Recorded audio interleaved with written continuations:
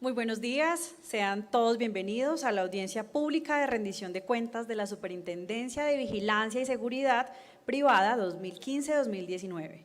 Audiencia pública que se realiza dando cumplimiento al artículo 51 de la Ley 1757 de 2015, participación ciudadana, y a la política de rendición de cuentas fijada en el COMPES 3654 de abril de 2010. Está con nosotros el doctor Fernando Martínez Bravo, Superintendente de Vigilancia y Seguridad Privada. También el doctor Carlos Manuel Peña Iragorri, Secretario General. La doctora Olga Lucía Monge Álvarez, Jefe de Oficina Asesora de Planeación. La doctora Erika, Superintendente Delegada para la Operación. El doctor Óscar Javier Pérez Ruiz, Superintendente Delegado para el Control. Y el coronel Carlos Alberto Benítez Rojas, coordinador del Grupo de Asesoría y Coordinación Interinstitucional.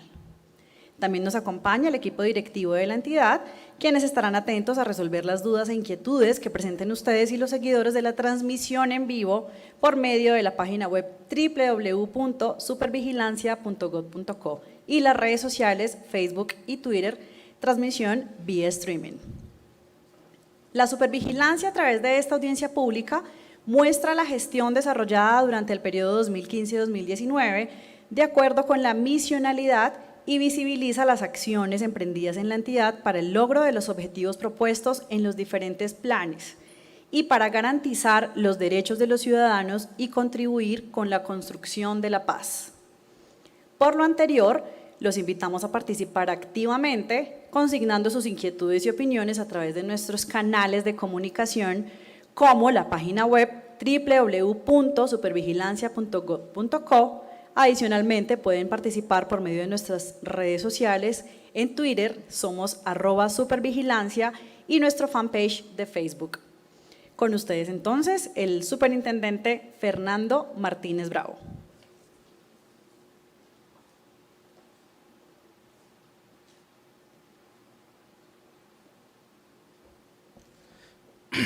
Buenos días. ¿Hay micrófono suelto? Sí. Bueno, agradezco la presencia de aquellos que se interesan. Agradezco la presencia de todas aquellas personas que se interesan en esta clase de informes, tanto a nuestros funcionarios como a los terceros que tienen interés en saber cómo va esta superintendencia. ¿Por qué? Porque siempre, y lo decíamos hace poquito, se hacen los temas, se hacen los eventos y como que a veces no concurren. Pero pues tenemos, gracias a Dios, hoy los adelantos tecnológicos y me imagino que algunos estarán muy cómodos en la oficina, en sus casas, viendo el seguimiento, y eso es lo que se quiere con los adelantos tecnológicos. Nos toca hacer esta tercera rendición de cuentas con enfoque de paz y objetivos de desarrollo y sostenibilidad.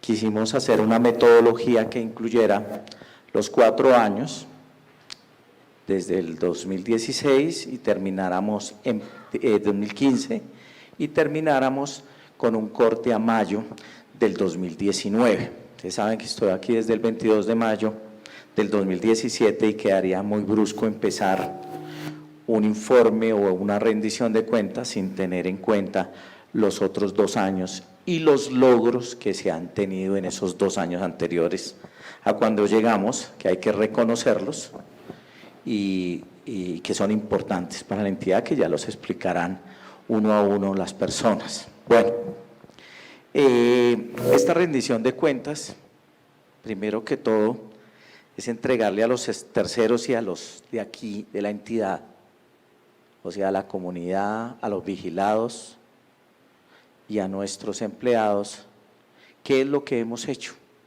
en qué hemos avanzado. Y le vamos a dar un enfoque de ciudadanía y Estado, independiente que la política de ese enfoque haya empezado el 7 de agosto del 2018. nosotros ya lo veníamos practicando con una preocupación que encontramos al interior de la Superintendencia de Vigilancia y Seguridad Privada, que era una entidad completamente cerrada, incomunicada con el ciudadano y con los vigilados, a tal punto que era muy difícil encontrar una cita con las directivas, ni existían por completo las mesas de trabajo, no, ni se llegaba a pensar en eso, en unir a nuestros trabajadores con los contadores, con los revisores fiscales, con los representantes legales de las compañías, tal vez con la barrera de que tuvieran contacto con los vigilados, pero la superintendencia, la razón de ser es eso, tener contacto con los empresarios para poder trabajar, porque nosotros giramos en torno a 3 facultades, la inspección y la vigilancia, que es requerir, confrontar, pedir información de carácter contable, financiero, administrativo y operativo. Pero existe otra que nace con la entrada en vigencia de la Constitución de 1991 y la implementación de los principios empresariales y de solidaridad, que es el control, que es ser más cercano y avisarle al empresario cuáles son las alertas y de tomar unas medidas, a tal punto que después de 23 años, y lo vamos a ver, el Consejo de Estado nos otorga por completo la facultad del control, que estaba un poquito gaseosa en un fallo del Consejo de Estado vía la Sala de Consulta y Servicio Civil el 18 de febrero del 2017, que poco lo han tenido en cuenta, pero está clarito ahí cuáles van a ser nuestras facultades vía control, que recoge especialmente las del artículo 85 de la Ley 222 del 95. Entonces, con base en eso, dijimos y pensamos, yo desde que llegué estuve acostumbrado en otras entidades a que el vigilado era cercano, a que si se estaba tramitando una fusión, una escisión, una disminución de capitales y estaba bien ladrilluda, llámese al revisor fiscal, llámese al contador, porque pues para salirle con un oficio de requerimiento de 4 hojas que lo entiende solo el contador, pues miremos y hagamos las mesas de trabajo. Alguna vez la propuse aquí, como que me abrían los ojos por la barrera de que no había tener contacto entre el vigilado y nosotros. Obviamente eso es de saberlo manejar, ahorita es lo que encontré y hacia lo que proyectamos. Entonces entendimos que teníamos que ser más cercanos al ciudadano y a los vigilados. Al ciudadano, el ciudadano que hace el uso común del Servicio de Vigilancia y Seguridad Privada, y lo integran también los gremios. Entonces encontré también que el único contacto con los gremios eran como los eventos, y allá como que podían coger, me perdonan la expresión, como que al súper como para tocarle algún tema. Entonces entendimos que había que darles el teléfono, que había que recibirlos, y encontramos que los martes se atienden a todos, a tal punto que ya hemos cogido una muy buena clientela los martes y tenemos la agenda llena en el sentido de percibir qué es lo que le pasa a la ciudadanía y a nuestros vigilados. Nosotros tenemos esa disyuntiva, vigilados y ciudadanía, porque hay otras entidades que solo se preocupan de la ciudadanía porque no tienen vigilados. La superintendencia tiene ese tema, también tratar los temas de los vigilados, pero también tratar los temas de los ciudadanos. Entonces entendimos que debíamos dar una apertura y que debía haber una muy buena relación entre aquellos que están allá, al otro lado de la baranda, y los que estamos acá. Bueno, en ese orden de ideas, pues empezamos a trabajar y hemos resumido algunos logros directamente desde el despacho para poder empezar a hacer la exposición. Entonces, ¿ya podemos? Sí. Bueno, eso fue lo que encontramos, como un poco cerrada la entidad frente a los vigilados. La gente ha tenido muy buena actitud, están convencidos de lo que quieren hacer aquí con la Super. El mayor activo, no me canso de decirlo, son las personas de planta y los contratistas, porque hay algunos contratistas que llevan 4, 3, 2 años. Esa gente ha aprendido, y los de planta indudablemente pues son los que tienen la memoria histórica y son los que han trabajado al lado de uno con toda la actitud para que se logre resultados específicos. El primer resultado, y eso es un tema que tenemos que reconocerlo y tenemos que efectuarlo y contarlo y decirlo, son los resultados del FURAC, herramienta de reporte de avances de la gestión ante el Departamento Administrativo de la Función Pública durante el último año. Porque es un tema donde nos reconocieron eso y nos dijeron, ustedes son de los primeros en algunas actividades y en algunas políticas de gobierno, ni más ni menos que las políticas dirigidas y originadas en la Presidencia de la República. Casi nunca sucede eso respecto de la Superintendencia de Vigilancia. Entonces, encontramos esto, y la semana pasada, los resultados fueron de febrero, por eso lo incluimos, febrero, marzo, Diana, febrero, pero el reconocimiento fue estar ante los de planeación, ante los delegados de Presidencia de la República, ante los delegados del Departamento Administrativo de la Función Pública, ante planeación, y quien coordinó todo este tema fue el secretario general del Ministerio de Defensa Nacional. De acuerdo a todas nuestras empresas del sector, ejemplos, Atena, Hotel Tequendama, Agencia Logística, la Caja Honor, entre otros, somos 22, 23 entidades, pues fuimos reconocidos en el sentido de que ejercimos unas políticas y tuvimos los mejores resultados. Entonces estos temas hay que contarlos, y este tema solo lo tuvimos gracias a todos, porque era el incorporar la información, el contar lo que estábamos haciendo. Muchas veces en la Super se hace, pero no se cuenta ni se registra. El promedio del sector administrativo, el puntaje mínimo de la rama ejecutiva fue de 35.6, el máximo de 95.5. El puntaje promedio fue de 74.6 y nosotros estuvimos en un 75.1. La supervigilancia estuvo por encima de 143 entidades y por encima del puntaje de la rama ejecutiva, que fue 74.6. Es decir, en otras palabras, le ganamos a 143 entidades en el puntaje promedio, que incluía 17 políticas de administración, incluso en algunas políticas quedamos de primeros y segundos en todo el sector defensa.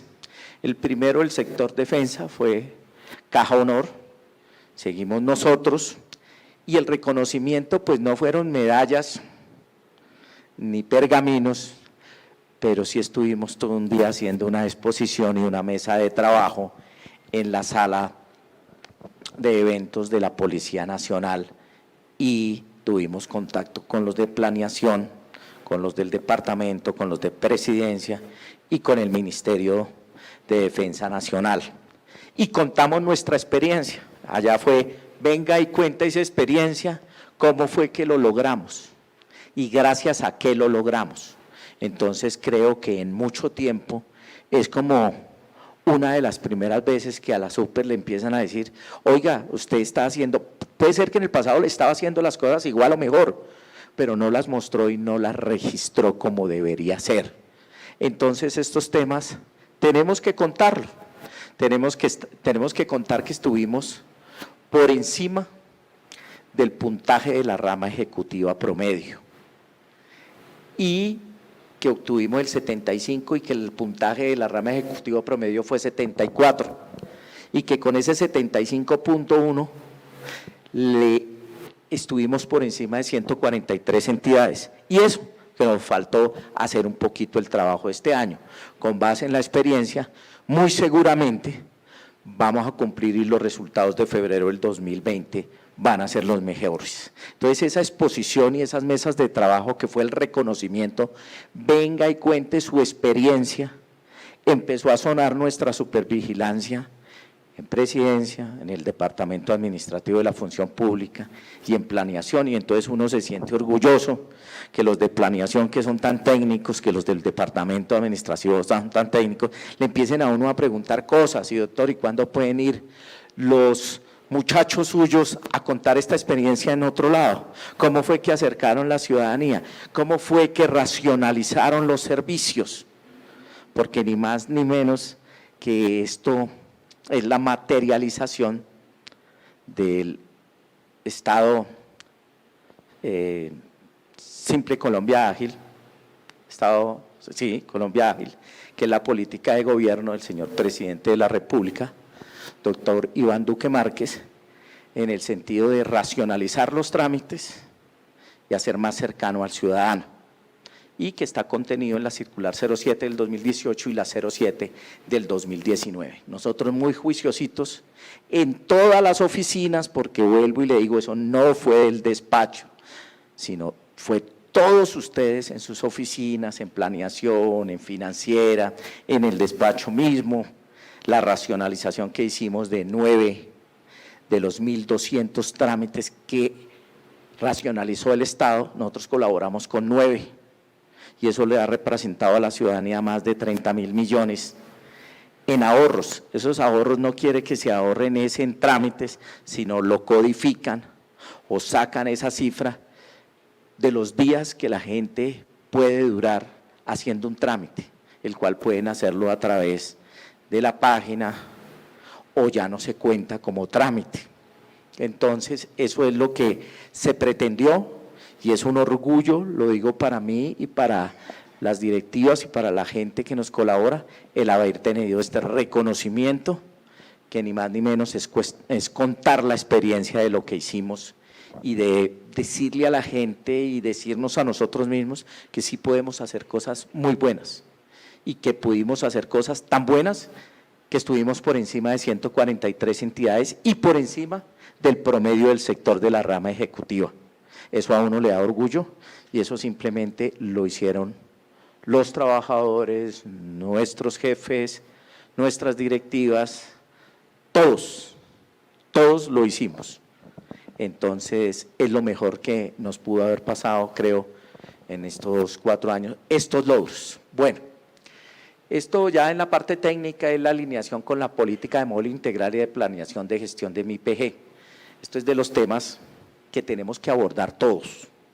Esto es un tema, y con todo el respeto lo digo a los de planeación y a los que manejan esto, que para los que somos de la parte operativa y misional es el tema más ladrilludo que puede haber, pero que no lo podemos hacer de un lado. ¿Qué fue el triunfo de esto? Que las directivas se pusieron la camiseta y dijimos, vamos a hacer esto, pero pues nos toca desde el despacho. Oiga, toca hacerle a esta vaina. ¿Pero qué es ladrilludo? Claro que es ladrilludo. Y tuvimos el mejor reconocimiento en el renglón de resultados con la ciudadanía, que son 5 políticas, que es participación ciudadana, servicio a la ciudadanía, racionalización de trámites, transparencia y gobierno digital, que nos implica una articulación. La articulación entre entidades, como lo había dicho, Ministerio de Defensa Nacional, Departamento Nacional de Planeación, DAF, MINTIC y Presidencia de la República. ¿En el sentido de qué? Ellos nos articulan sacando y construyendo circulares, las cuales nosotros tenemos que desarrollar y cumplir adecuada y metodológicamente. El sector de la vigilancia, es decir, nuestros vigilados y nuestros agremiados. Y la supervigilancia, es decir, ustedes, las directivas, los jefes, los de planta y los contratistas, tuvimos este logro y trabajamos sobre estas 5 políticas en la política Estado-Ciudadanía. Pero vuelvo y les digo, esto es de empaparse todo el mundo y así lo hicieron las directivas y así lo hicieron los jefes. Esto si no sale desde la directiva y no va hasta abajo, de arriba abajo, no se logra, y esa era la conclusión, que las 3 experiencias, Caja Honor, Hospital Militar, ¿sí era Hospital Militar? Sí. Y nosotros concluimos que era ponerse la camiseta. En temas, por ejemplo, que Caja Honor lleva trabajando 5 años, nosotros casi que los igualamos. Entonces, ese es el tema, todos ponernos la camiseta. En participación ciudadana, con el tema de las mesas de trabajo, nosotros nos habíamos encontrado frente a un obstáculo cuando tramitábamos las licencias de renovación y licencias nuevas. Me encontré con unos oficios, vuelvo y pido disculpas, ladrilludos, súper ladrilludos, que yo los leía y decía, yo la verdad no estoy entendiendo esto. Esto a un representante legal y a un contador le va a quedar grande. Y más aún con un temita que manejan y que es un tema que hemos trabajado con nuestros vigilados, como son empresas de familia, es decir, del tipo de las limitadas, no son ICA ni SAS.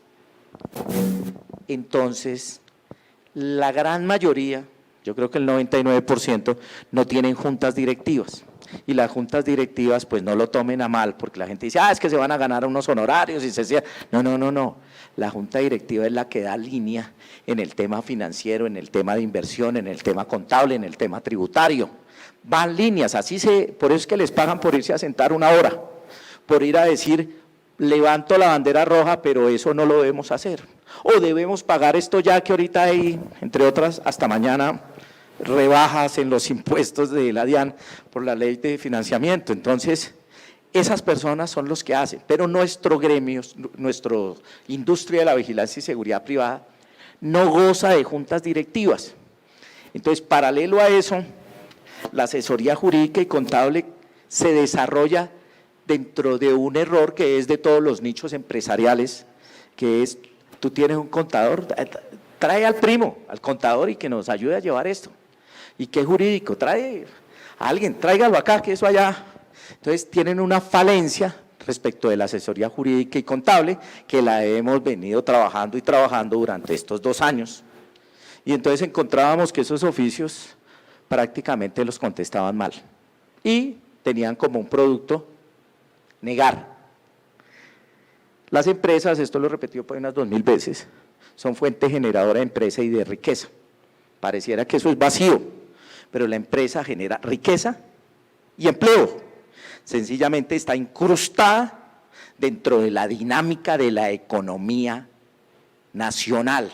Y nosotros tenemos una obligación de conformidad con los artículos 65, 66 y 67 de la Constitución Política, que es la solidaridad empresarial, es decir, el Estado es un solidario del empresario en el sentido de empujarlo, protegerlo, pero también vigilarlo.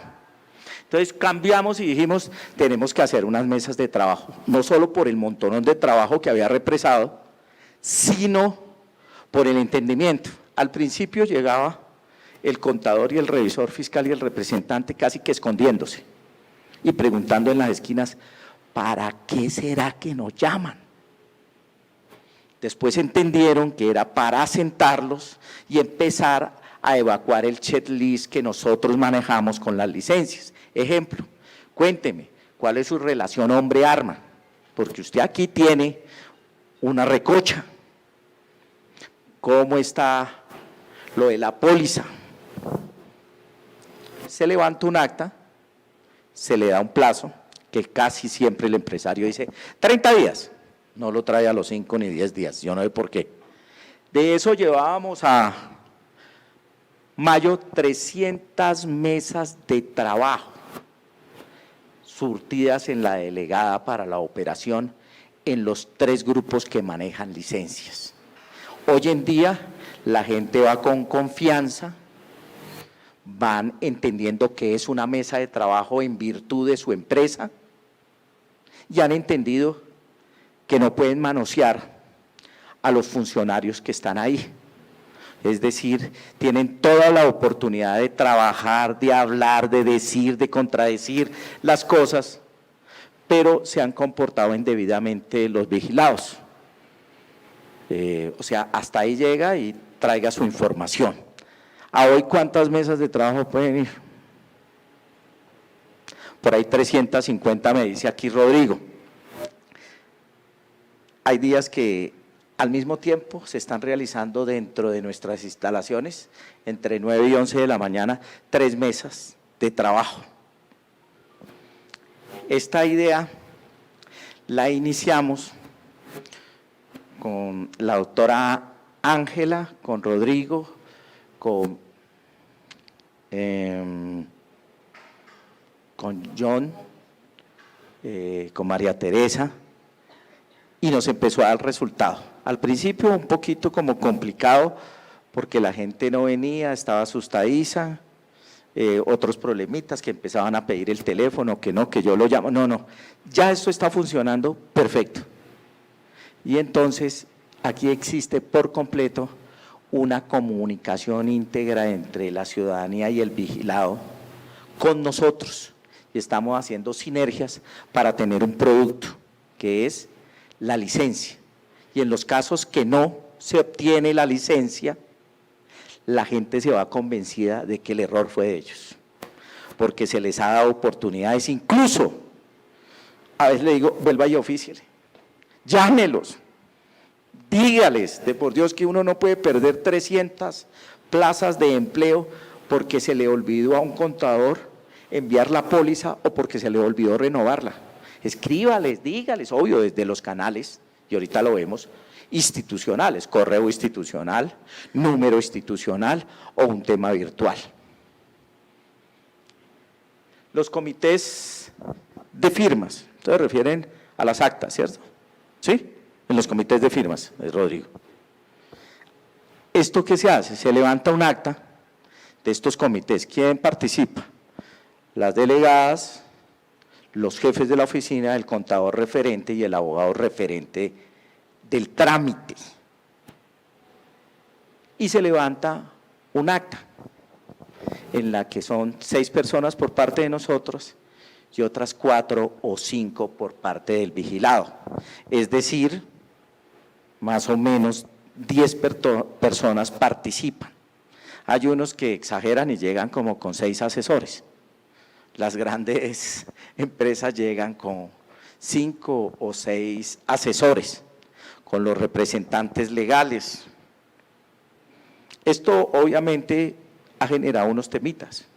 Uno empieza a ver unos abogados viniendo repetidamente. Puede ser que prestan unos muy buenos servicios, pero entonces le estamos cambiando la metodología en esos casos. Y decimos, no, ofíciles, porque otra vez este señor, pero obviamente no lo he dicho con mala intención, pero uno sí, a esto toca irle cambiando la metodología cada rato. Entonces, en esas actas se firman, dejan los datos y están los compromisos que tiene la gente para cumplir y obtener el producto final. Es decir, queda el balón en manos de ellos. ¿Estamos?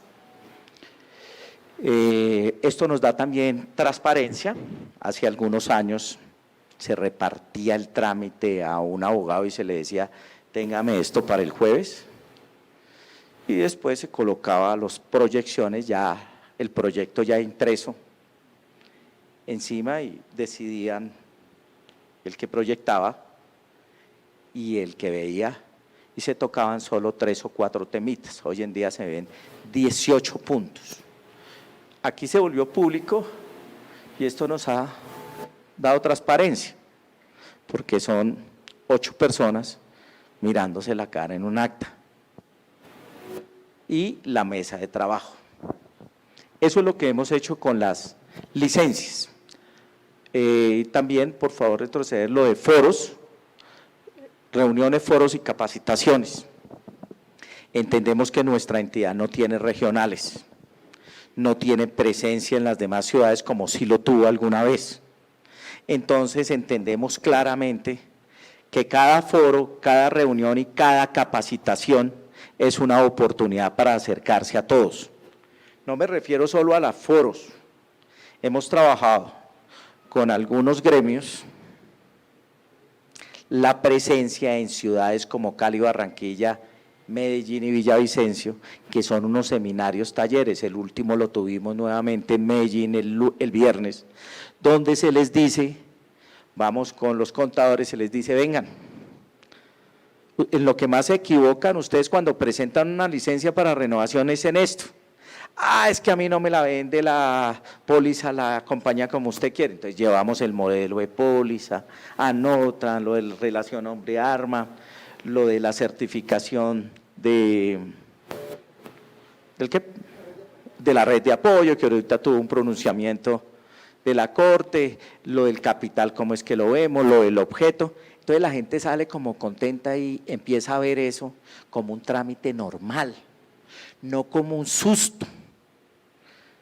Creo que el empresario ahorita, yo como lo veía al empresario, ese señor, la palabra era, me va a negar la licencia.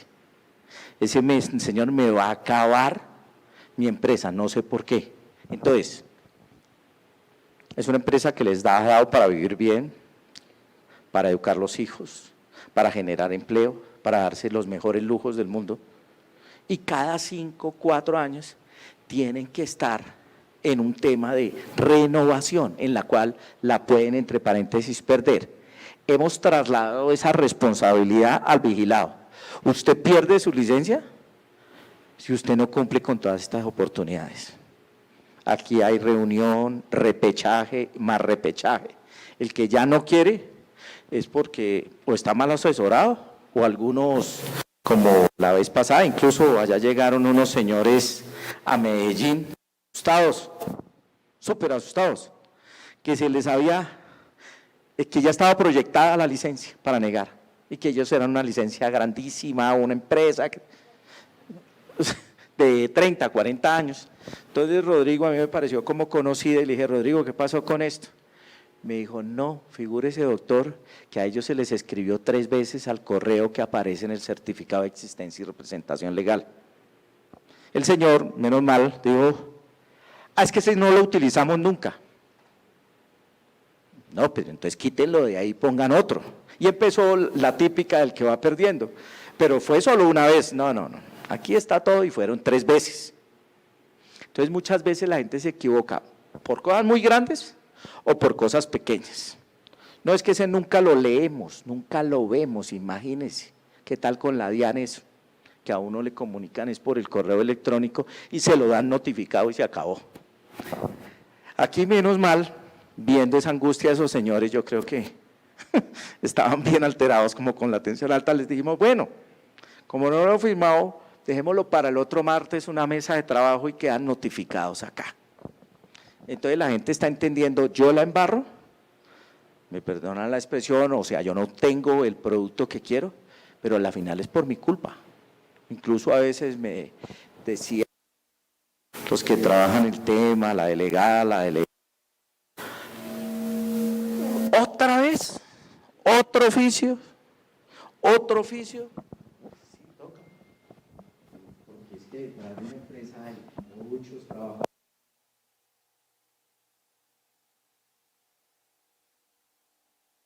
Servicio a la ciudadanía. Tercer lugar entre las entidades del GESED en la implementación de la política de atención y servicio al ciudadano. Es una política que se hizo, se construyó, se capacitó a la gente en estos últimos 8 meses y pudimos lograr los resultados de este tema. Este tema no es de un día para otro, esto toca todos los días darle con esto, darle y atender. Y entender que nuestros vigilados y nuestra ciudadanía, nosotros no les estamos haciendo un favor, sino es un deber. Ustedes imagínense un señor que tiene la mejor de las vidas desde el punto de vista económico y se empieza a dar cuenta que puede perder esa empresa. Ese señor llega en unas condiciones deplorables a la entidad, llega con la tensión alta y si encuentra a alguien que aparte de eso lo remata con una mala atención, pueden terminar en la clínica. Eso es público que la gente dice, doctor, estos últimos 4 o 5 meses no he podido dormir, me he tenido que levantar y desde las 12 pensando si me van a dar la licencia. Entonces pensemos en eso. Reconocimiento también nos hicieron por el apoyo a gestión brindada a la organización de la Feria Internacional de Seguridad en sus 25 años de historia. Obviamente nos tocó los 25 años, pero es un reconocimiento de los 23 que lleva la Superintendencia de Vigilancia, porque siempre ha hecho presencia. ¿Qué es de resaltar de esto? Había más de 300 expositores, son los que le dan el apoyo logístico y tecnológico a todo el nicho empresarial de la vigilancia y seguridad privada. Y entonces uno empieza a ver que la gente va como a una feria de Agroexpo, no solo interesado en algo, sino vamos a ver qué es lo que hay allá. Y los 3 días estuvo muy llena, participación de todas las partes del mundo y nuestra industria de la vigilancia y seguridad privada siguiendo siendo el referente institucional y empresarial de toda la América Latina. La siguiente. Racionalización de trámites. Bueno, aquí nos ponen en un tema bien difícil, porque uno después de cierta, no es que vea bien el tema. Entonces me toca adivinar lo que dice ahí.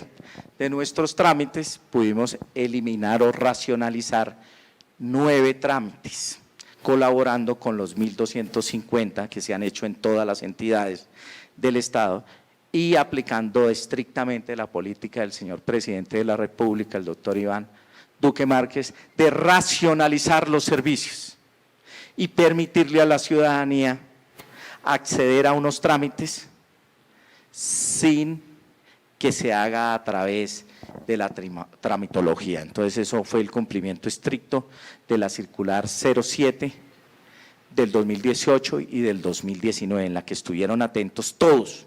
Es decir, llegaba por el despacho, se repartían las directivas hacían todo el tema y encontramos el mejor resultado entre todos.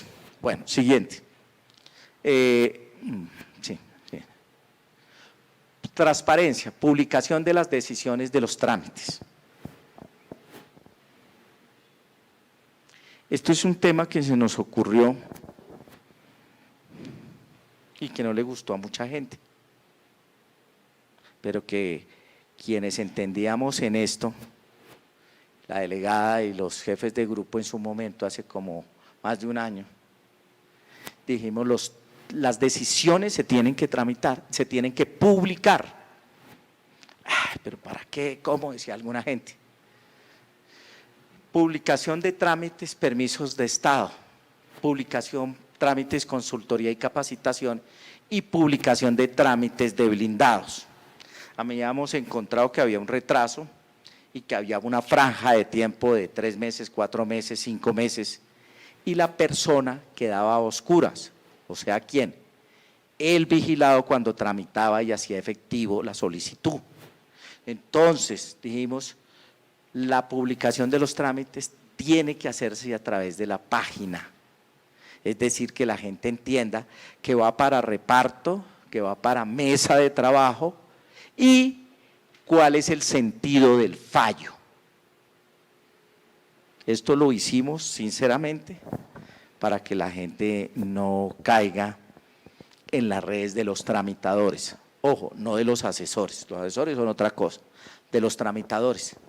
Y entonces la gente, pues uno ha oído, no, pues ahí se nos dejaron mal parqueados porque publican la decisión al segundo que toman la decisión o sea, se toma en la mesa, en la del comité, porque también se toma la decisión en un comité de 6 personas, y ahí mismo los 6, 5, 4, 3, 2, 1 que sean, se sube con el radicado y cuál es la decisión que se tomó, aceptar o negar. Entonces, esto le ha gustado a la gente, hay algunos que la conocen, otros no la conocen, pero esto está a disposición de todo el mundo. Aquí llegamos de esto de transparencia, el fallo del Consejo de Estado sobre el conflicto de competencia jurídica. Ese conflicto de competencia lo propuse yo en junio del 2017. ¿Por qué? Porque existía una duda entre si nosotros teníamos competencia plena o solo una competencia fraccionada.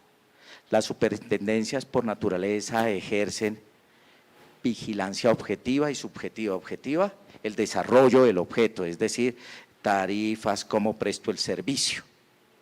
La subjetiva es toda la aplicación del libro segundo del Código de Comercio, es decir, desde el artículo 1 hasta el 580, que nos habla de fusiones de decisiones, disminución de capital, negociación de acciones o cuotas sociales, representantes legales, juntas directivas, estados financieros y ley 222. Entonces decían muchos, esa parte le pertenece a la superintendencia de sociedades, no a la superintendencia de vigilancia. Aquí se trataba sobre la inspección y vigilancia de una compañía de importadora de servicios de tecnología, pero que estaba incursa en un trámite de 1116 de reorganización empresarial.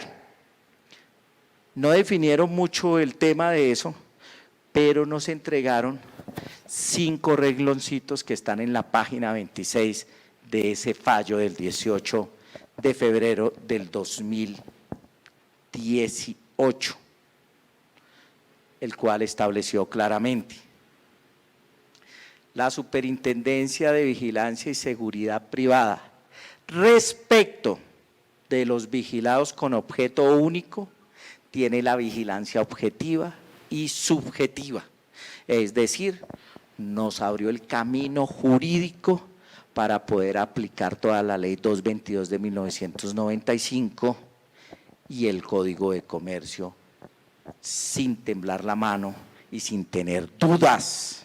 Entonces, en este momento podemos aplicar la facultad del control establecido en el artículo 85 de la ley 222, que someterá a control por situaciones críticas de orden contable, administrativo o financiero, y remover administradores o empleados de confianza con base en esa facultad que nos otorga el Código de Comercio, la ley 222, y nos reafirma el Consejo de Estado.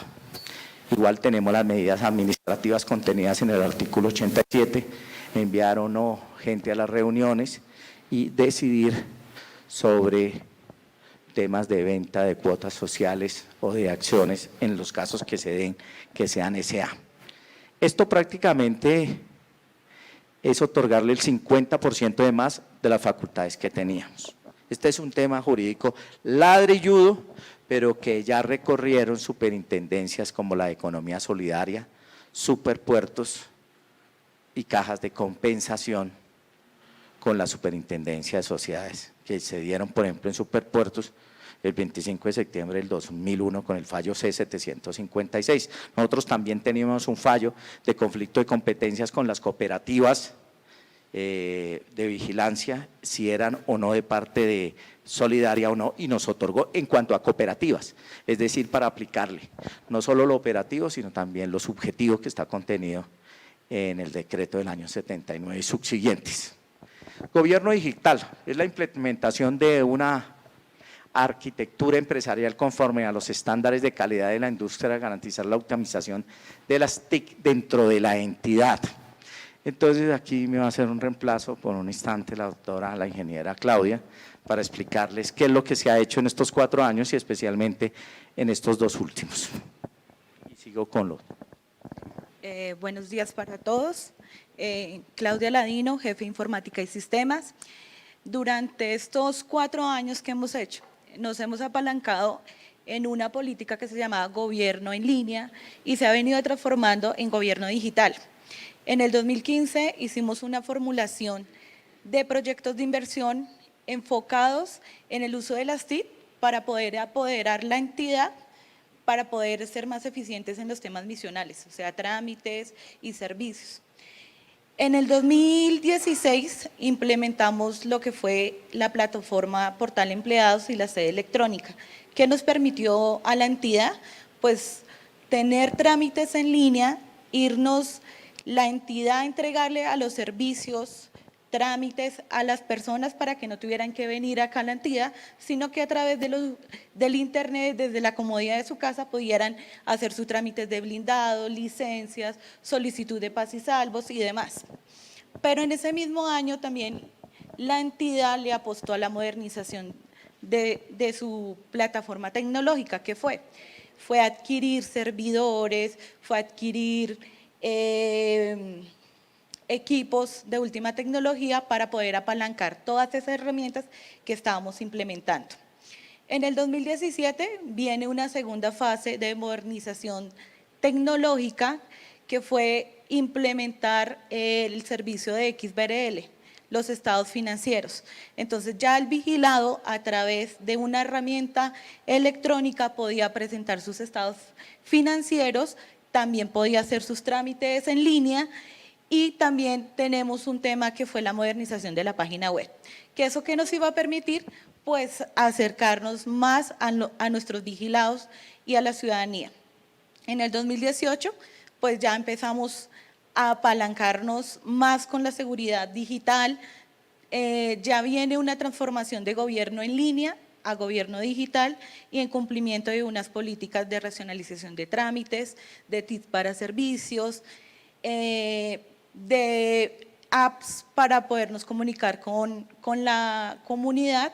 Entonces tenemos nuestro plan de desastres, tenemos nuestro primer sello de la excelencia en datos abiertos. Estos datos abiertos los pueden ver a través de la página de gobiernoabierto.gov.co, donde ustedes pueden consultar cuáles empresas están vigentes y cuáles empresas están supervisadas por la superintendencia.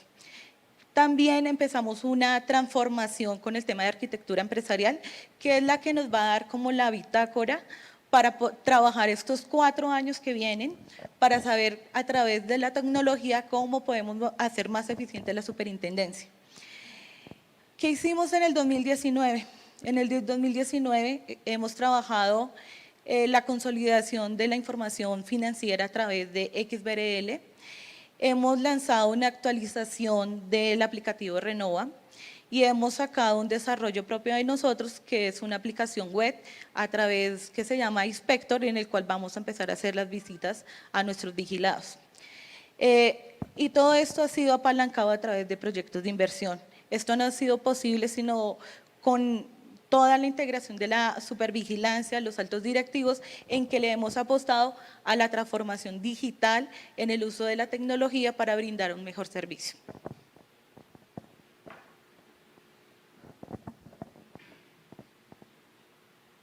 Gracias, Claudia. Lo que pasa es que a veces la gente, propios y extraños, dicen, pero ¿qué es lo que la pasan contratando a toda hora lo de tecnología? Que lo de tecnología se atrasa en 6 meses u 8 meses. Y nosotros tenemos que cumplir con unas políticas del gobierno nacional. Antes ya gobierno en línea, ahora se transformó. Y todo tiene que transformarse. Aquellos que son contadores antiguos en el buen sentido de la palabra, pues les tocó en algún momento hacer la revisión de estados financieros. A uno le entregaban, yo no soy contador, pero sí tenía compañeros al lado contadores, le entregaban 8 estados financieros para verificar los que enviaban en abril y los 5 estados financieros, la gente empezaba a estudiarlos y me acuerdo que se les iba más o menos 45 minutos para poder concluir las alertas contables y financieras y poder pasar un reporte para hacer los correspondientes oficios. O sea, una sola persona demoraba todo un día, pero sentado sin pestañear, para estudiar 8 estados financieros. Nosotros pretendemos a futuro, y ya lo estamos haciendo, pero obviamente esto es de métale y meta plata, que esas alertas contables y financieras no las bote el sistema. Es decir, que puede suceder una visita, que pasó algo y decimos, ya manden la visita y poder con el NID decir, sáqueme las alertas contables. Y el inspector irse en el carro estudiando y decir, aquí hay unos préstamos a socios, aquí hay unos pagos indebidos, eso es lo que se persigue. El inspector es un tema novedoso que lo tienen la mayoría de las superintendencias, pero aquí no lo teníamos. siempre se enfrenta el empresario con el visitador. Entonces usted imagínese el empresario, llega muchas veces por el fallo de Corte Constitucional, gracias a Dios, la visita no es necesario avisarla, aun cuando tiene una matriz de procesos. Y en la matriz de procesos, si usted ve una matriz de procesos de una visita, siempre va a decir que se avise, pero a veces no es bueno avisar y la Corte lo ratificó, que no era necesidad de avisar la visita. Entonces llegan 2 o 3 de la superintendencia, empiezan a hacer la visita y hay una franja oscura, oscura en el buen sentido de la palabra, que no tenemos conocimiento nosotros de lo que pasó en la visita de 8 a 5. Preocupados nosotros por si salieron a almorzar o no salieron a almorzar, en fin, por todas esas cosas, pero ahorita con ese aplicativo lo va a tener conectado directamente a una tablet con el doctor. Ya se han hecho las pruebas, por ejemplo, está fallando es lo de internet, ¿cierto? Y el formulario. Esto al empresario no le gusta y a uno de visitador, yo fui visitador como unos 5 años en otra entidad, tampoco le gusta. Porque, ay, que no sé qué, que no sirve, que no le incorporo, que tal, que esto. Pero al final el trabajo del informe va quedando casi que hecho en el inspector. Entonces aquí él puede estar viendo, el delegado, cuáles son las observaciones contables, financieras y jurídicas. Y si se borró algo, y si se borró, pues uno le pregunta, venga, usted ahí encontró unos estados financieros sin firmar y después borró, ¿por qué? Ah, no, porque llegó el contador y llegó el revisor fiscal y le achantaron la firma. Ah, bueno. Venga, usted pidió tal documentación, entonces va a ser una vigilancia desde el mismo despacho. A uno y sobre todo los que ya tenemos cierta edad, no les gustan estos aplicativos para tenerlos como uso de trabajo. Los más jóvenes esto les encanta, porque es en lo que están. A uno le asusta una tablet, le asusta un computador, y entonces ya ponerlo en esa interrelación jefe, empresario y quien practica la visita es como complicado. Pero eso tenemos que hacer. Aporte del país en temas de seguridad privada a nivel internacional. Esta con República Dominicana fue en el 2017, enero del 2017, estaba el doctor Israel y se hizo una visita de República Dominicana, la cual después me enteré que desembocó en crear todo el régimen empresarial de compañías de vigilancia en República Dominicana. Creo que un ex superintendente aquí fue asesor, entonces eso se concluyó. Vinieron a ver cómo funcionábamos nosotros desde el aspecto operativo, desde el aspecto subjetivo, cuáles eran los sujetos de vigilancia, cómo los vigilábamos. Vinieron y creo que en el año siguiente pudieron proponer al Congreso de la República Dominicana y se concluyó con una reglamentación propia, porque entiéndanlo que en la mayoría de los países de la América Latina el 80% no tiene marco jurídico, sino son unos pequeños decretos y quien los vigila es por allá, una oficinita del Ministerio de Defensa, de Guerra, que tengan como nosotros éramos hace 40 o 50 años. Ecuador, vino también el superintendente, aquí hay varias superintendencias, República Dominicana, Ecuador y nosotros. Guatemala fue la última que vino, es una organización de vigilancia todavía incipiente a través de una secretaría dentro del Ministerio de Defensa de ellos. Pero ¿qué es lo que pretenden? Lo de República Dominicana. Vinieron 2 veces, hubo interrelación, presentación, entrega de todo el marco jurídico, de la doctrina, de la jurisprudencia. Se asombran que exista doctrina y jurisprudencia en el nicho empresarial de la vigilancia y la seguridad privada. O sea, esos libritos que tenemos nosotros del 2010, 11, 12, 13, 14 y 15, aquí los miramos como, sí, esos libros que sacó allá el secretario o el superintendente, eso es toda una fuente de conocimiento. ¿Y por qué viene? Sencillamente porque somos un referente, no solo como empresa operativa, las diferentes especialidades que hay acá, de blindajes, arrendamiento, transportadoras, departamentos de seguridad, compañías de vigilancia y cooperativas, sino por nuestro respaldo en el marco jurídico. A pesar de que nos quejamos tanto de ese 356, lo tenemos. Hay países, muchos países no lo tienen. Entonces ellos vienen a ver esta nueva forma. Solo se asombran con las instalaciones, que también vamos a ver que fue un logro de uno de los superintendentes que estuvo aquí, que es conseguir el dinero y poder comprar. El solo hecho de ver las instalaciones, la gente queda como, uy, ¿esto qué es? ¿Este es el Ministerio de Defensa? No, esta es la super. Más que estamos ubicados en el mejor sitio de Colombia. Entonces, esta gente son personas que dentro de su país y en Centroamérica nos están vendiendo como un referente institucional y referente en el tema jurídico. Siguiente. Tuvimos la oportunidad de asistir al foro de Montreux en Costa Rica el 23, 24 del año pasado. Es un tema todavía incipiente, que es la promoción por el respeto del derecho internacional humanitario y el derecho internacional de los derechos humanos, en donde intervengan empresas militares y de seguridad privada.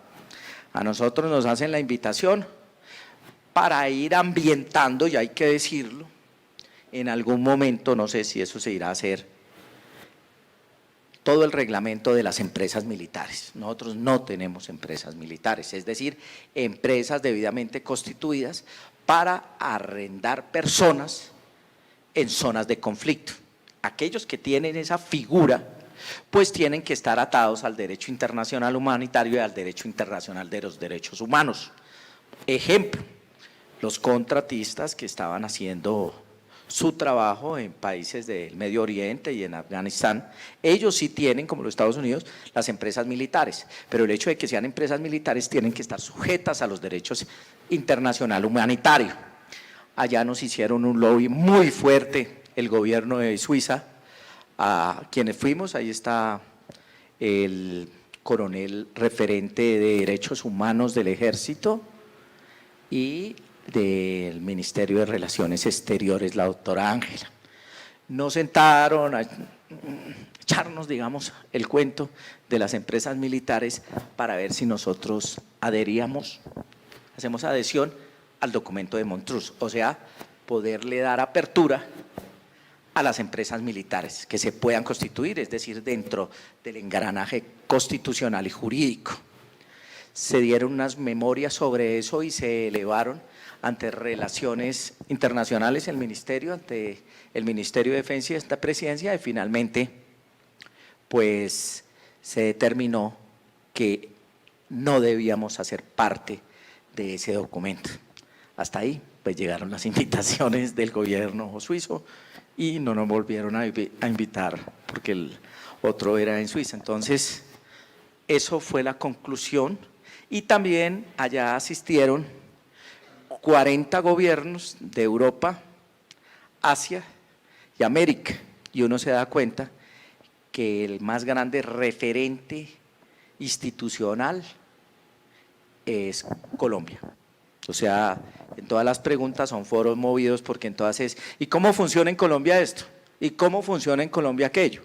¿Y cómo están haciendo lo de los blindados en Colombia? ¿Y cómo se hace lo de los departamentos de seguridad? Pues tienen otros nombres, pero uno lo entiende. Es bonito porque ese es un tema que debemos mantener todos, como el referente que somos en este momento. Siguiente. La adhesión al Pacto Global 2016, en anticorrupción, medio ambiente, derechos humanos, estándares laborales, los 10 principios del Pacto Global. Lo suscribimos, lo acabamos de suscribir, lo hemos desarrollado en unos componentes y esto es un tema que está por desarrollar completamente. Siguiente. Hemos trabajado educación de calidad, igualdad de género, trabajo decente, crecimiento económico, alianza para lograr los objetivos, paz, justicia institucional, acción por el clima, pero obviamente todo esto lo tenemos que trabajar desde el punto de vista interinstitucional. Por ejemplo, cuando trabajamos de trabajo decente y crecimiento económico, son varios los componentes. paz, justicia e instituciones sólidas, tenemos que tenerlo dentro del tema del acuerdo final de La Habana, cómo va a incorporarse y cuál es la línea de presidencia de la República y del gobierno. Bueno, siguiente. Derechos humanos, una política de respeto a los derechos humanos. Esa ya hicimos varias circulares y hemos hecho las capacitaciones para que nuestros servicios de vigilancia y seguridad privada incluyan dentro de ellos sus derechos humanos y ha trabajado mucho desde el punto de vista del plan institucional de educación, de que incorporen parte de esos derechos humanos y parte de la prohibición de algunas situaciones, promoción de la equidad de género en la prestación de los servicios de vigilancia, capacitación en las defensorías del pueblo y que nuestros guardas y vigilantes estén debidamente capacitados para la prestación de un servicio. Pero es que ¿cómo cabe esto? Por ejemplo, cuando se hace trabajo de vigilancia en las minas, cuando se hace trabajo de vigilancia en los hoteles, entiendan que está prohibido ciertas actividades dentro de los hoteles y uno de los que hace ese filtro de esas actividades son los de las compañías de vigilancia, que son independientes al hotel. Ejemplos. Siguiente. Medio ambiente, implementación del sistema de gestión ambiental de la entidad, programa de gestión de ahorro de energía, ahorro de agua y gestión integral de residuos, la medición de huella de carbón de la entidad. Este primer punto lo va a explicar el doctor secretario general cuando nos hable cuáles son nuestras dos sedes y cómo funcionan estas sedes con la más alta tecnología y lo más moderno que tenemos hoy en día, implementación de alternativas de compensación de la huella y mesas de principios de ambientales del Pacto Global. Siguiente. Estándares laborales. Expedición de política del gobierno corporativo de 2007 por el Grupo Social y Empresarial de Defensa para el Bienestar y Mejora de la Calidad de Vida dirigido a los miembros de la Fuerza Pública heridos en combate para su incorporación a las empresas de vigilancia privada. Este es un tema no solo de nuestra administración, sino de todas, en poder incorporar personas con discapacidad dentro de la vigilancia y la seguridad privada, a tal punto que el legislativo también se unió a ese tema con lo de la ley del vigilante en el sentido de desarrollar la ley de incentivos en contratación de la ley del vigilante. Nosotros hemos estado en innumerables foros y hay unos referentes empresariales con las empresas Seguritas en el tema de incorporación de estas personas en el trabajo diario de las compañías. Siguiente. Trámite legislativo especial para paz, acto legislativo 01. Se remitió el proyecto por el cual se despide el régimen jurídico que regula el sector de vigilancia y seguridad privada y se dictan otras disposiciones radicadas ante la Secretaría del Gabinete del Ministerio de Defensa Nacional. ¿Qué pasa con esto? Este era un tema que veníamos trabajando con el señor viceministro, el general Javier Pérez. Nos delegó 2 personas y nosotros delegamos 2 personas para construir ese 356 y también se socializó con los actores del tema. El articulado está y se pasó, como dice ahí, a la Secretaría del Gabinete del Ministerio de Defensa Nacional. No ha habido, digamos, el ambiente para que el Ministerio proponga esto ante el Legislativo. Me refiero al ambiente legislativo, eso es de ambientes y de tiempos para poder lograr esto. Pero la construcción del articulado está y en cualquier momento que nos permita la agenda legislativa a través del Ministerio se va a proponer eso y estaremos en la disposición de defender ese articulado porque lo conocemos perfectamente en temas como régimen sancionatorio, si es un servicio público o no, la ampliación de los temas tecnológicos. Había un tema de inversión extranjera, pero por unos pronunciamientos no puede hacer parte de eso, sino lo tiene que regular otro, que sería a la final buena cosa porque los 3 últimos que se han caído es por esto último y nos han dejado un montón de dinámicas jurídicas sin poder abordar. Ese trabajo se hizo y fue un trabajo de 1 año. prácticamente cada 15 días los jueves y se tiene el articulado. A algunos gremios se les entregó este articulado por sugerencia del señor general Javier Pérez, que dentro de una de sus aspiraciones del general era poder construir esto y poderlo llevar a cabo. Se hizo la mitad, que fue construirlo. Bueno, siguiente. La ley del vigilante. La ley del vigilante tiene 3 tópicos, que es el seguro de vida, el examen psicofísico y los incentivos a empresas y cooperativas de vigilancia. Es decir, son los artículos 5, 8 y 6. Es un tema que hemos tenido que trabajar y lo tengo que explicar un poquito difícil, porque la redacción de la ley no quedó en unos temas tan adecuados a la realidad jurídica. Entonces nos trae unos temas que hay que corregirlos a través de estos decretos. Ejemplo, lo del personal operativo. Como quedó redactada, nos incluían que el personal operativo era los administrativos de las empresas. Hay empresas tan grandes que los operativos son 800. Ese tema ya se trabajó desde el ministerio y desde nosotros y se han hecho las correcciones necesarias. La ley del vigilante es buena, pero trae unos errores que lo ponen a uno un poquito contra la pared jurídica, pero ya lo estamos haciendo.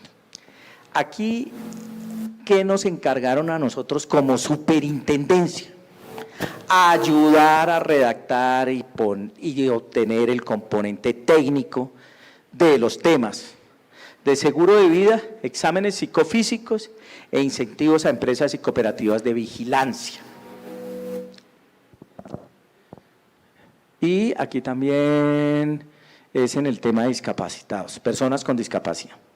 Las mesas de trabajo han incluido al Departamento Nacional de Planeación Nacional, Consejería Presidencia para la Discapacidad, a través, muy vinculado el doctor Klopatowski, el Ministerio de Trabajo, Ministerio de Defensa Nacional, Colombia Compra Eficiente y Supervigilancia. Nosotros somos un componente dentro de esto e incluso hemos tenido presencia en nuestras instalaciones y varios mesas de trabajo con la Superintendencia Financiera, la delegada de seguros y con el gremio que agrupa una de las más grandes compañías de seguros para poder redactar temas que son técnicos propios de los seguros, no técnicos de superintendencia.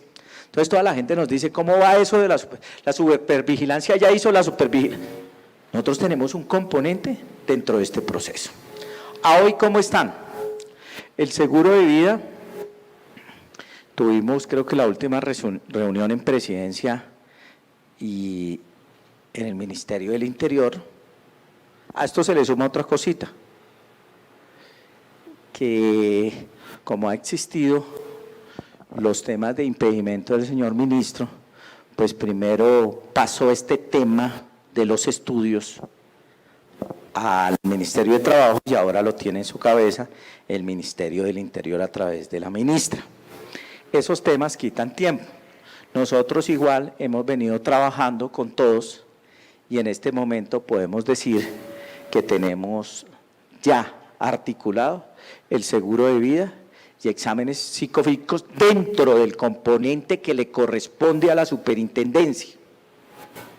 Es decir, esas correcciones a la ley del vigilante sobre los temas operativos y otros temas.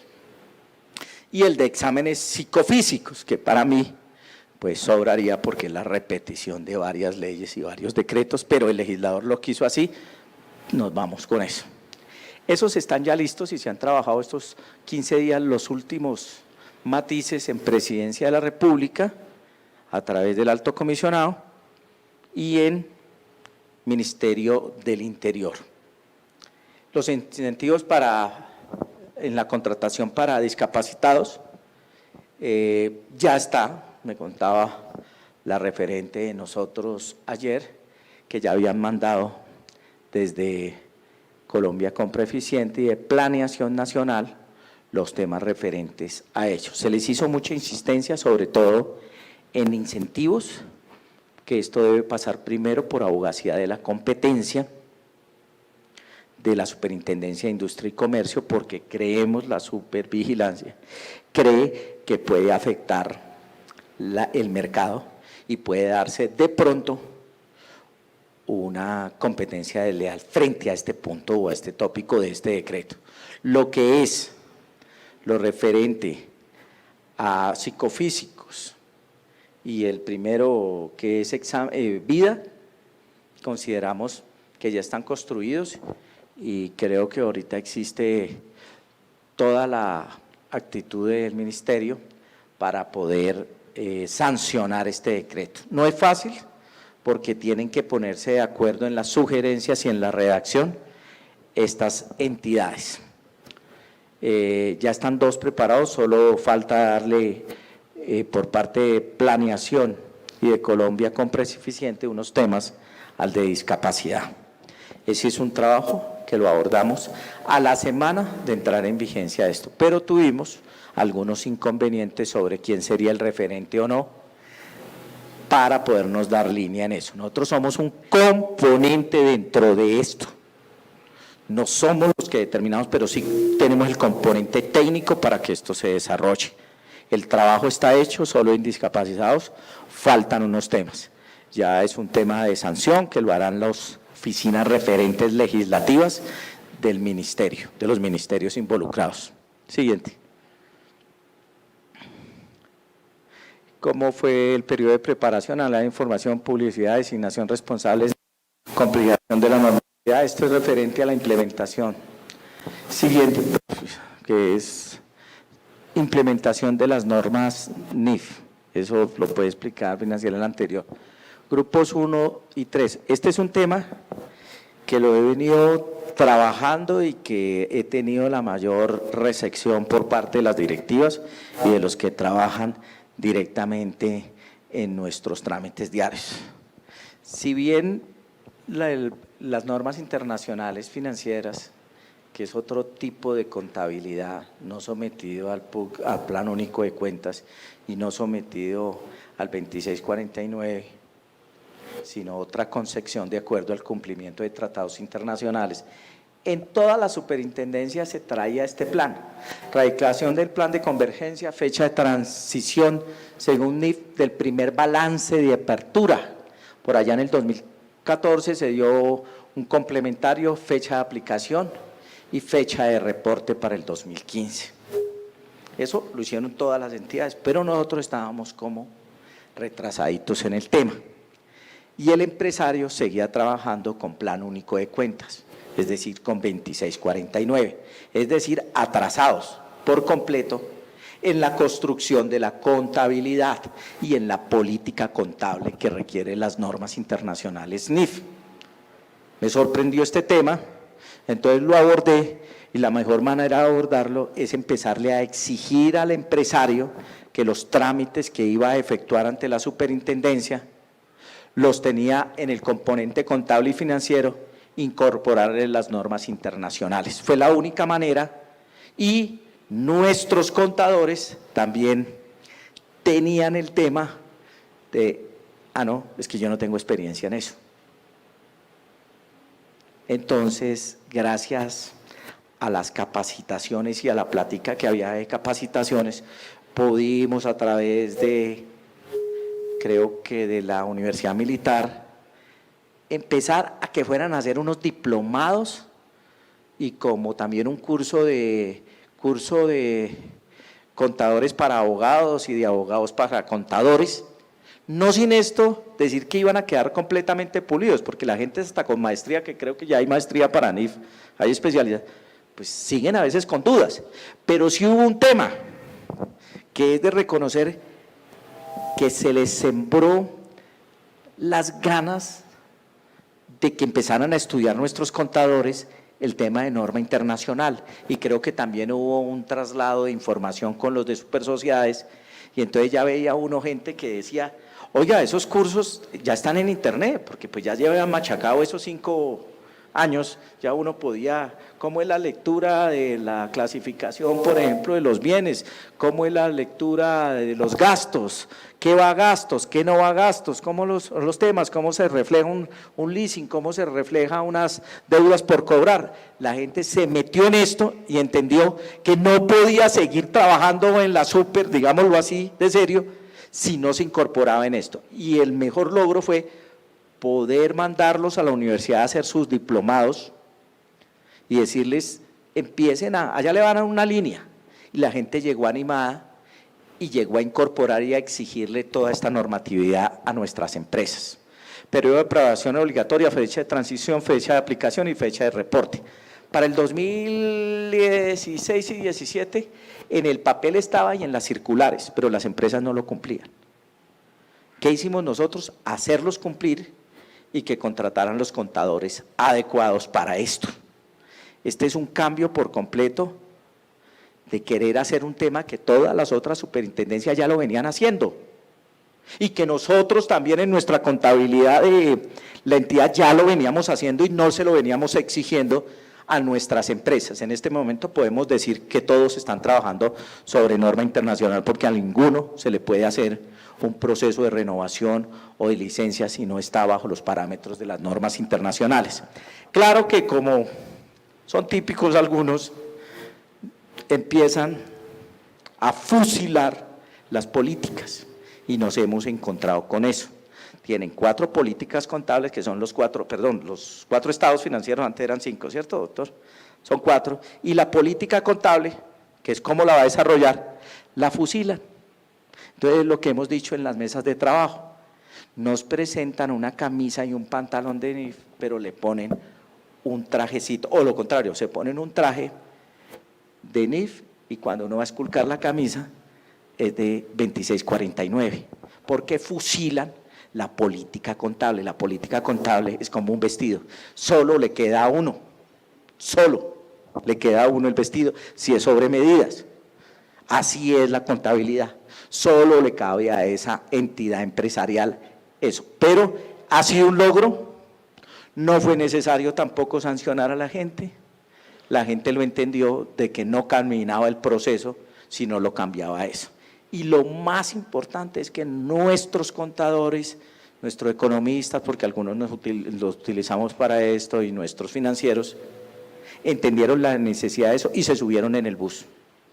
Y fueron juiciositos, ya gente que frisa a los 40, 45 años, pues uno los veía tan animados yendo a la universidad, claro que se cogían toda la tarde, ¿no? El tema era de 11 a 3, pero decían, no, pero para devolvernos a la superdoctor yo creo que nos vemos mañana. Bueno, con todas esas gabelas, lo más interesante es verlos que después de que pasaron esas 80 horas de intensidad del diplomado, los veía uno estudiando y preguntando si, como ahora las NIF están en video todo, nos dice, sirvió el haber invertido esos recursos en esto. Bueno, siguiente. Bueno, esto ya creo que distribución de grupos por NIF, escuelas de capacitación, cooperativas, blindadoras, arrendadoras.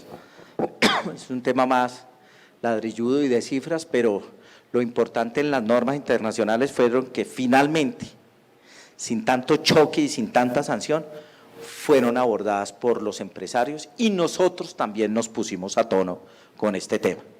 Siguiente. Bueno, esto creo que ya no es mío, ¿cierto? ¿Quién lo va a exponer?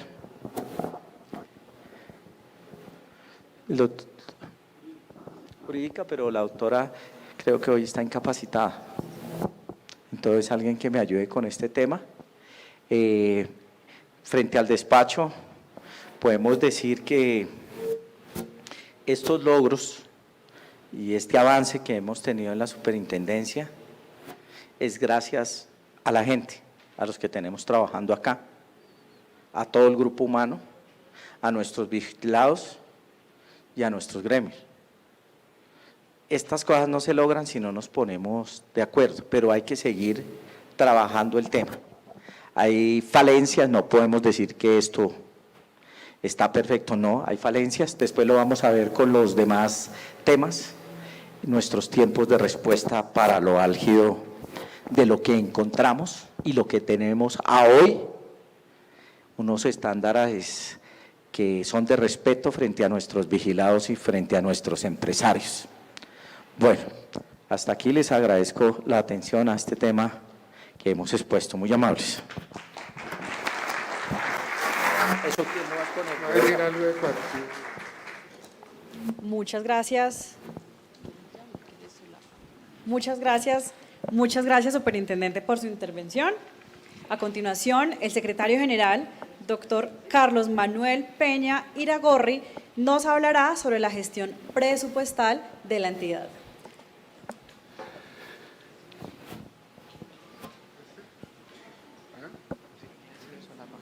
No, así no. Buenos días,